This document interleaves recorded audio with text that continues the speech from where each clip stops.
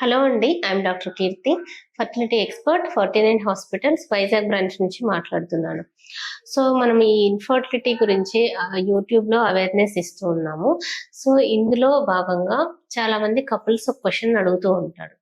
So అదేంటంటే, madam ఒక tube మాత్రమే ఓపెన్ గా ఉంది, ఇంకొక ట్యూబ్ బ్లాక్ ఉంది. సో ఇటువంటి కండిషన్ లో మాకు ప్రెగ్నెన్సీ వస్తుందా అని చాలా మంది ఇన్ఫర్టిలిటీ కపుల్స్ అడుగుతూ ఉంటారు. సో దీనికి ఆన్సర్ ఏంటంటే, మెయిన్ గా మనకి right and left 2 fallopian tubes ఉంటాయి. సో ఈ ఫెలోపియన్ ట్యూబ్స్ లో ఏమవుతుందంటే, మనకి ఎగ్ రిలీజ్ అయిన తర్వాత యూజువల్ గా రెగ్యులర్ సైకిల్స్ అయితే so around 14th day of ovulation ఏమవుతుందంటే, ఎగ్ రిలీజ్ అయ్యి ఈ ఫెలోపియన్ ట్యూబ్ లోకి వస్తుంది. సో ఆ ఫెలోపియన్ ట్యూబ్ లో ఎగ్ అండ్ స్పర్మ్ కలిసి ఎంబ్రియో అనేది ఫామ్ అవుతుంది. So the site of fertilisation is fallopian tube. So ఈ విధంగా ఫెలోపియన్ ట్యూబ్స్ లో ఫామ్ అయిన ఎంబ్రియో తిరిగి మనకి గర్భాశయంలోకి వచ్చి గర్భాశయంలో ఇంప్లాంట్ అవుతుంది. సో మీకు ఫర్ ఎగ్జాంపుల్ ఇప్పుడు రైట్ సైడ్ ట్యూబ్స్ లో బ్లాక్ ఉందనుకోండి. సో అప్పుడేమవుతుంది అంటే మనకి అక్కడ మనకి ఎంబ్రియో ఫార్మేషన్ అనేది జరగదు, ఎగ్ అండ్ స్పర్మ్ అక్కడ మీట్ అవ్వదు. కాబట్టి మనకి అటు సైడ్ ఎగ్ రిలీజ్ అయినప్పుడు మనకు ప్రెగ్నెన్సీ వచ్చే ఛాన్సెస్ చాలా తక్కువగా ఉంటాయి. కొంతమంది పేషెంట్స్ కి ఏంటంటే ఓన్లీ 1 ట్యూబ్ లో ఈ విధంగా బ్లాక్ ఉంది, లేదు ఇంకొకరు మెయిన్గా ఇలా ట్యూబల్ బ్లాక్ ఎందుకు ఉంటుంది అంటే, కొంతమందికి ఎక్టోపిక్ ప్రెగ్నెన్సీస్ అనేవి వస్తూ ఉంటాయి. సో మనకు అలా రైట్ అంటే ట్యూబ్ లో ప్రెగ్నెన్సీ రావడం అన్నమాట.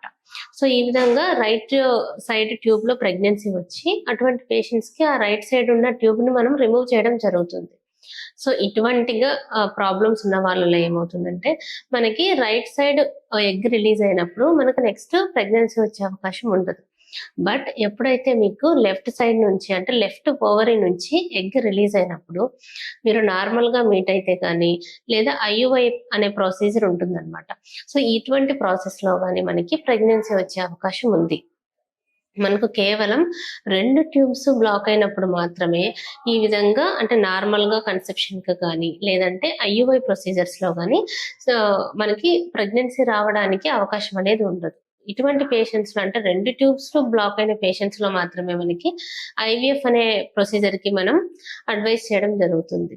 సో మీకు ఓన్లీ ఒక ట్యూబ్ లో మాత్రమే బ్లాక్ ఉండి రెగ్యులర్ గా ఓవ్యులేషన్ అనేది జరుగుతుంది, ఇంకా సెమెన్ పారామీటర్స్ అంటే మేల్ సైడ్ నుంచి మేల్ ఫ్యాక్టర్స్ అన్ని నార్మల్ గా ఉన్నాయి అని అనుకున్నట్లయితే, మనకి అటు ఇంకొక సైడ్ ట్యూబ్ లో మనకి ఎప్పుడైతే ఇంకొక సైడ్ ఓవరీ నుంచి మనకి ఎప్పుడైతే ఎగ్ రిలీజ్ అయిందో, అటువంటి టైంలో మీకు నార్మల్ కన్సెప్షన్ కానీ, లేదా ఐయుఐ ద్వారా ఉండే ప్రెగ్నెన్సీ ఐయుఐ ద్వారా చేసే ప్రొసీజర్ కానీ సక్సెస్ రేట్ ఉంటుంది.